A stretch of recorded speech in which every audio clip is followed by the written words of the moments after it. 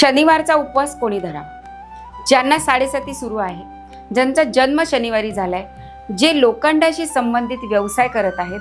किंबहुना घरामध्ये ज्यांच्या आजी आजोबांचं स्वास्थ्य वारंवार बिघडत आहे, अशा सर्वांनी शनिवारचा उपवास करावा। मग या दिवशी काय करायचंय तर या दिवशी हनुमंताच्या मंदिरात जायचंय, शनिदेवाच्या मंदिरात जायचंय। जे काही तेल उडीद हनुमंतांना रुईच्या पानांची माळ अर्पण करायची आहे आणि त्यांना प्रार्थना करायची आहे, किंवा माझा व्यवसाय आहे किंवा माझी जी काही साडेसातीची जो काही कालावधी आहे तो मला व्यवस्थित जाण्यासाठी तू माझ्यावर कृपा कर, अशी प्रार्थना आपण शनिदेवांना करायची आहे। आणि शिवाय ज्यांचं पेमेंट येणार असतं ते पेमेंट यायला खूप उशीर लागतो किंबहुना पैसा यायला खूप उशीर लागतो, त्यांनी सुद्धा हे शनिवारचं व्रत किंवा शनिवारचा उपवास करायचा आहे। ज्या मुलांना